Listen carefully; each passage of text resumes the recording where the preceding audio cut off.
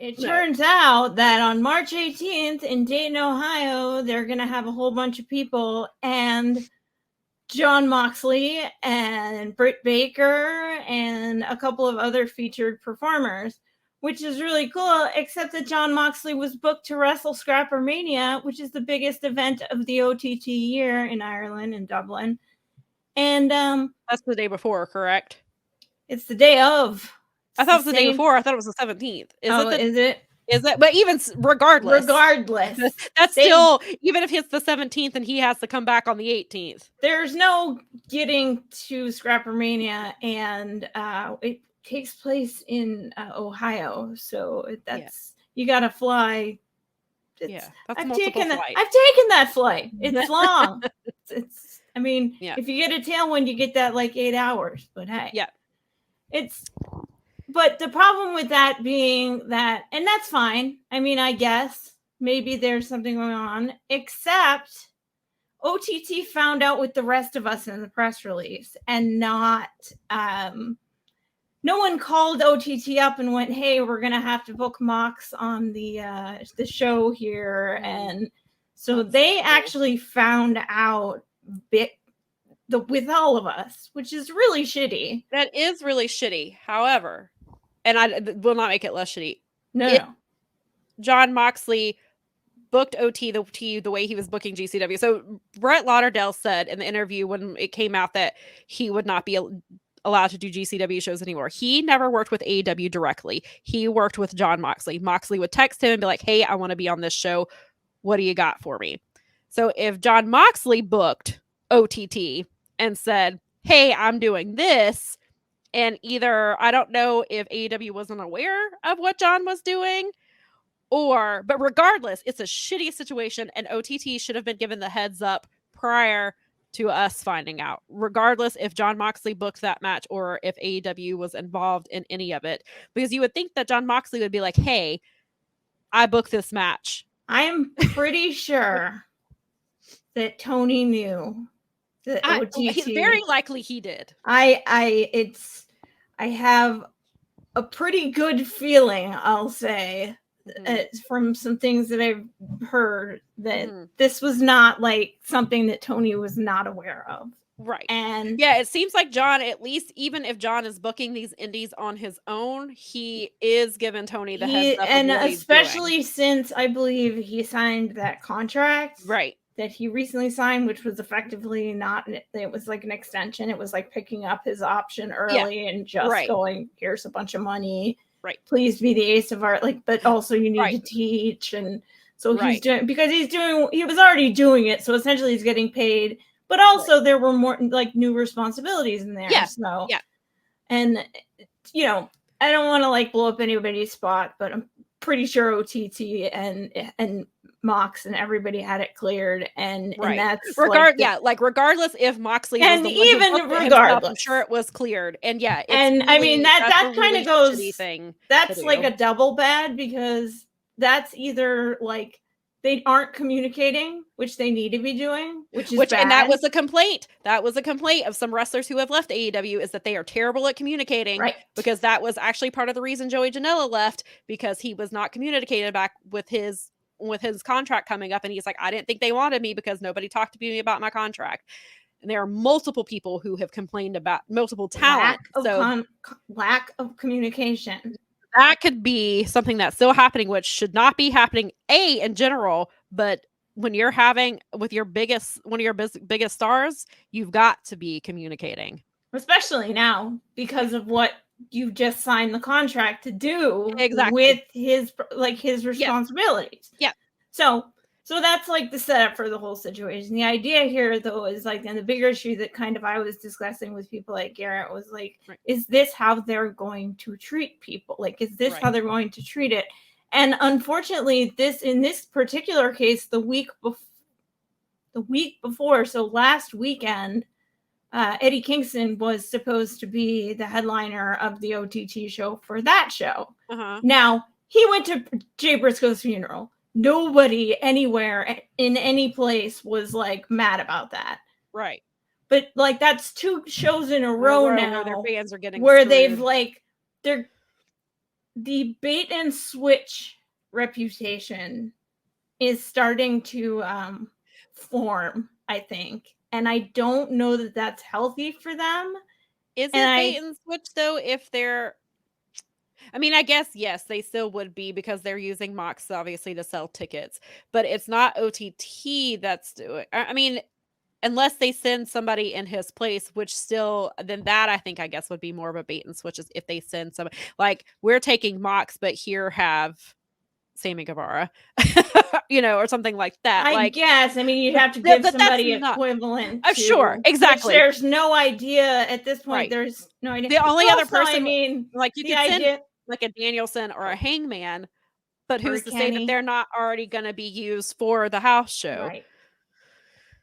So it's very messy. So even if it isn't Exactly. even if it isn't how it appears to us, that's a situation they need to fix right now before it becomes a problem. And Daza said, how big is AW's backroom staff? Because things like this seem to slip through a lot. That is a really good question. Mm-hmm. And as a company as big as they are and competing with WWE, that's a problem they need to fix. They need to have better communication. They need to have better there's a lot of things that they need to improve on, especially when it comes to talent and with the indie stuff, because you don't want to screw over the indies. Because like you mentioned, like there's the Defy Wrestling stuff that Jon Moxley and I was gonna say, like, the point with real quick is that like OTT sold over 2,000 tickets right on Jon Moxley. Yeah. Right. And now what do they do? Like, are they issuing refunds? Are they, I mean, they have right. to. And were they promised if Jon Moxley's not here, do they promise to let Jon Moxley come back next month or maybe in 3 months, like whenever it fits his schedule? Right. Like, do they promise and make sure? And are they good at not only do they promise Jon Moxley, but do they say, hey, we'll give you Jon Moxley and Wheeler Yuta? Or together, like we'll give you to kind of make up for what we did. We'll give you Moxley and we'll send Eddie Kingston because Eddie Kingston, or we'll, like, do they try to make good and bring somebody else with him? Because you don't want to get that reputation, especially when you're building the house shows, because I think the house shows are to build, equity. Like, and I listened to, because I think that brand, equity, and it does, and it brand recognition. It reminds me of the ROH stuff when ROH had the Bullet Club. Like that was what was selling their tickets. They were building that relationship with fans. I told you that's how I met Cody. I was at a show. Cody stayed afterwards and met everybody who wanted to meet him. I met him. I talked to Brandy. And so actually I think I met Brandy and I don't remember if I got to talk to Cody on that show. Anyway, I met him later, but regardless, like that's kind of what it feels like. And then you had the meet and greets. And I know that was something that they talked about on the Dynamite show, was like the meet and greet type of stuff. Cause like they would do meet and greets with the Young Bucks and the lines would be so long that they would cut it off. And then they would tell people to come back after the show or during intermission, and they would pick up like where they left off and they'd cut off again. And so because there were so many people, like that's what people were waiting at, like they were missing some of the ROH shows because they were in line. And so I think it's good if they were wanting to build like a one-on-one connection with their fans and the wrestlers. Like I think that stuff is really positive. But I'm totally great but with you that. Don't want to, but this is like a tone setter to me. Right. And you don't want to burn those bridges with fans in other countries, because if you want these people, because obviously people fly in for WrestleMania. If you're wanting people to fly in for Double or Nothing, then you don't need to screw these fans in other countries. If you want to run Craven Cottage, these are fans that would travel to that. And I know they would travel to it. Unless, and so I did, like, if we rewind a little, you started bringing it up, is like my point that I made when we were all sort of discussing this was, what if they did this? Well, what if Tony, like, what if a big star was booked on Defy, Defy show, and Tony decided that he was going to run another show in Seattle because he could, and pulled a guy off of the Defy show. Right. And I kind of got the answer, well, it's okay because he won't do it to promotions that he's cool with, which kind of makes it worse because it's like essentially you're saying because this is some like random indie in Ireland, it doesn't matter that he pulled the guy off there. And that almost feels worse to me because it's like every fan should matter. And AEW, it reeks of it. It's Vincey. It's very Vincey to me. It felt very Vincey. It does, and you're trying to build, and if these house shows are to build goodwill with fans and build equity and to make that, then you don't want to do that at the cost of fans who could potentially come here for shows, or like you said, if he wants to run Craven Cottage and he wants to sell it out, which is a really big, huge, it's a football stadium. And nobody has ever sold out anything like that. Then they need those fans, and they need to be not necessarily catering. I don't want to say that, but you don't need to screw them over like this. But you need to be doing better. I just do better. Hopefully this was a bad look for their first house show, in my opinion. And if this is how they're going to kind of conduct it, I'm not going to be spending my money. I personally, then, my vote with my wallet is to not do the house show thing when AEW comes to town. Yeah, I'm hoping this is because they haven't announced any of the other. They just say dates are coming, so they haven't announced like the next house show. I assume they'll announce the next one after this, this one happens, most likely. And it doesn't sound like they're going to be doing them all the time. I don't know if it's going to be a monthly thing or a quarterly thing. It's very unclear. They're very... so this is basically because they are testing it and just seeing, I guess, how they, how they're probably obviously are going to lose some money on it because running a random house show, and they're not really, they are promoting it, but they're not. So if they're just going to kind of, it's almost like a pop-up show, like, hey, this is going to be happening. And that was something we all agreed on, was something that I think we all did as a general consensus for but that does show you how fast they pulled this thing together and threw it out there. And what's the hurry? You have a lot on your plate already. Yeah, I guess that's a good, unless they're trying to do it. Well, no, because I would say, it does happen before the ROH Super Show in LA, which will run during the Mania weekend. Right, and the Super Show is the same day as a couple of the other collective shows. It's like, because I think Super Card of Honor. Super Card of Honor is at 8, but Bloodsport, is it Bloodsport or something is at 4, and so they were wondering if Ibushi would be on Super Card of Honor, but he's already wrestling at the show prior, so that we weren't sure. But still, so I don't know if they're trying to get, because if depending on when Honor Club is launching, but those are not ROH people that are booked. That is AEW talent that's booked. So I don't know what the hurry is either. Brad says the G1 Supercard was sold on the idea of the Bucks and Cody, but then they left the form AEW, so ROH had to pull a New Japan. But the thing here is the Bucks and Cody were never announced. Fans assumed that it was going to be. Yeah, it was totally assumption. That was an assumption. We were getting. And we thought we were getting. Because when people kept saying that, I'm like, they've not been announced. We don't know that they're coming, and so I was not surprised when they were not announced. And there had already been rumblings about AEW at that point. It wasn't AEW as obviously as we know it, but there had been rumblings that they were doing something. It's basically been confirmed. We would have gotten Omega Okada at that event. Yeah.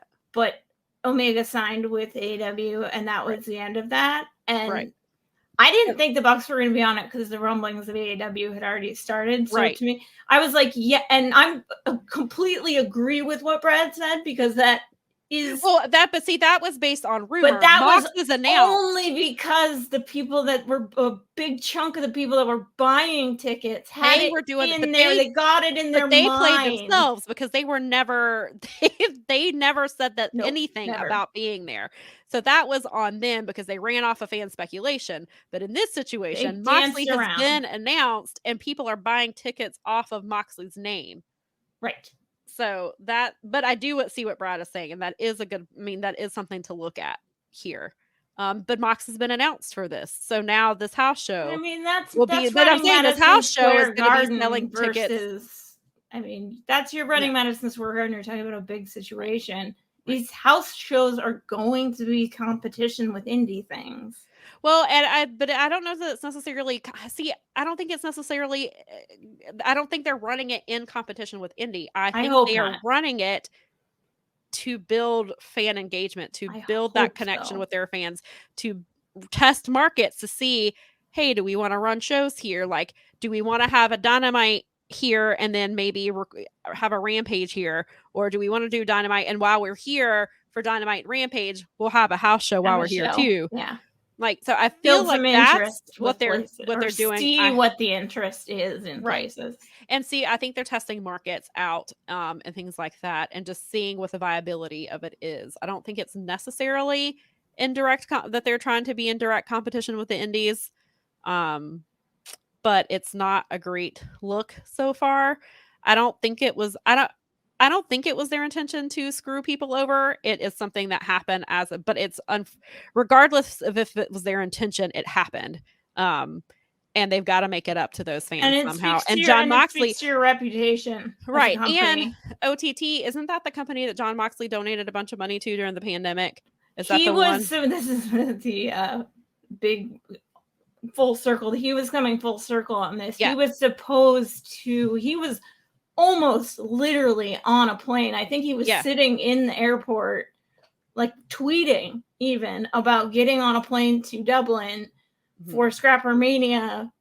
And if the timing matches up, but then they literally, that was like the end of March, and it went bam, bam, bam, bam, bam, bam, 2020, everything shut down. Yeah, because Europe closed down. Like, he was lucky that he didn't get on that flight, because he would have been stranded in Ireland for who knows how long, because Ireland shut down. Yeah, because Europe shut down like really all at once. Yeah. I mean, and to so the point where I had a friend who was stuck on one side of the country for like an extra week. Wow. Because nothing was running. He was like, it just like, I mean, it was crazy. It was really crazy stuff. But so he was supposed to be there, and he knew that they were going to lose. And ultimately the fans are pretty loyal there. And what a lot of the fans did was they keep our money. Yeah. Yeah. They didn't, they said, we'll issue refunds. And a lot of fans said, no problem. Don't worry about it. We want you to live. We want you to live on, because the writing was pretty much on the wall. They were doing great, but that was a killer for them. And it was a lot for a lot of the European, for a lot of, and American ones. Well, yeah, definitely Americans, but yeah, when there's, it's just, there's nothing, you can't do anything. So, and you can't book, and you can't travel, and you can't do anything. And a lot of, especially the Euro, because they're dependent on a lot of outside talent booking. So, but like you said, but yes. And so he missed by a hair being stuck in Ireland. And so what he did was donate what he felt they would have made off of the event. Basically, he donated a big chunk of cash, and that's not something that he was advertising. That's just something that, but it came out later that's eventually what he did, and he helped basically keep them afloat. He was just essentially, because he is someone who does love independent wrestling and does seem to and that was very clear about it. And when he was at the Revolver show, like, he was like this, because the tagline for Revolver is wrestling for our generation by our generation. That's their and that's their motto. And Mox was like, I was talking about, he's like, I fucking love pro wrestling. And he was like, this is the stuff I love. Like, I love this show. So he definitely, and that's why we've talked about the issue of not allowing him to wrestle indies is a problem, because Jon Moxley doesn't do it for the money. He does it because he loves it. Does it for the wrestling. He said the same thing at Forbidden Door after everything went off the air. He was walking around like cutting a promo and talking about how much he fucking loved fucking wrestling. Right. And he does. And that's why we've talked about, there's AEW Jon Moxley, there's New Japan Jon Moxley, there's Defy Jon Moxley, and there's GCW Jon Moxley. That's kind of what makes him so great. It's one and he was stifled for so long being in WWE, where he wasn't able to do these things. And that was my concern when they were like, he can't do GCW anymore. And I was like, I don't think that's going to work out the way you think it is, because Jon Moxley needs that. Yeah. he needs it like air. He needs that part of himself. But yeah, so I hope that they make good. I hope they figure out a way to make things right. And I hope this isn't something that continues to happen, because that will be a terrible look for them. So I hope I hope it doesn't look as bad as it appears. But it does look pretty bad in the optics. Whether it was their intention or not, the after effects of it is really bad. Well, and wrestling has a notorious, like wrestling promoters in general have a notorious, like, you know, for being scummy and carny and stuff like that. So when someone does actually act, whether they mean to or not, like a carny has like a carny promoter moment, it is going to leave an impression. You know, it's, you know, the waves in the water or whatever, but and it's gonna be harmful. It could come back to bite them in the ass, especially when they run Europe. If they don't fix this, and it puts Jon Moxley in a bad spot, even if it was Jon Moxley's fault, if he's the one. And I mean, we don't. It's between him and Tony. He's been doing GCW and he booked it himself.